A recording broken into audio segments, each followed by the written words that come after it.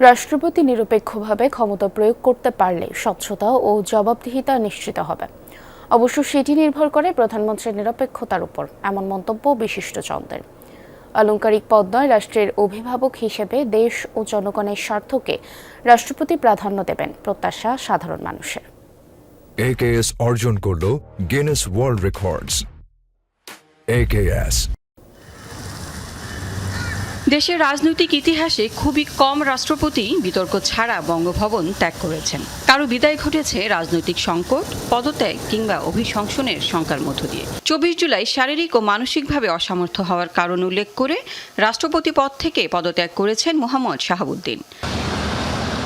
রাষ্ট্রের সর্বোচ্চ গুরুত্বপূর্ণ ব্যক্তির পদে কে আসবেন, জনসাধারণের কাছে গ্রহণযোগ্যতা কেমন হবে, সেটি ঘিরে এখন চলছে নানা আলোচনা। রাষ্ট্রপতি নির্বাচনে ক্ষমতাসীন দলের প্রভাব থাকে, কিন্তু দায়িত্ব গ্রহণের পর কোনো রাজনৈতিক দলের নয়, তিনি হয়ে ওঠেন সমগ্র রাষ্ট্রের সাংবিধানিক অভিভাবক।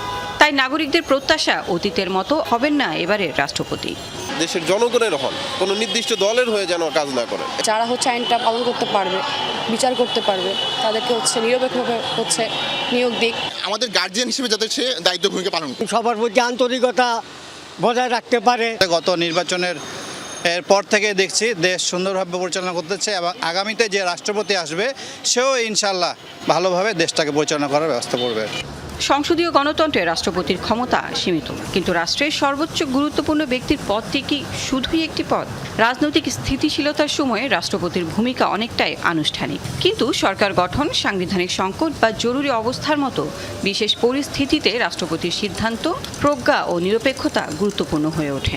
প্রশাসনিক খুব গুরুত্বপূর্ণ জায়গাও কিন্তু তিনি সঠিক লোককে নির্বাচনের মাধ্যমে গুরুত্বপূর্ণ ভূমিকা পালন করবার সুযোগ কিন্তু রয়েছে। এর পাশাপাশি সেটি আমরা জানি যে বিভিন্ন সময় বিভিন্ন গুরুত্বপূর্ণ নীতি নির্ধারণের একেবারে শেষের পর্যায়ে অনেক সময় তার দক্ষতা বা তার প্রজ্ঞার দরকার পড়ে। খুব গুরুত্বপূর্ণ যে সিদ্ধান্তের জায়গাগুলো রয়েছে সেখানে কিছু দিক নির্দেশনা দেবেন। দলীয়ভাবে যদি চাপ দেয়, দলীয়ভাবে মানে দলীয় নেতৃত্ব, তার পক্ষে সেটা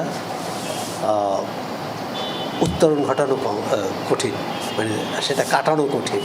এ কারণেই প্রধানমন্ত্রী যিনি থাকবেন তাকে নিজের আগে নিরপেক্ষ হতে হবে, তারপরেই আমরা রাষ্ট্রপতির কাছে নিরপেক্ষ আচরণ, সিদ্ধান্ত আশা করতে পারি।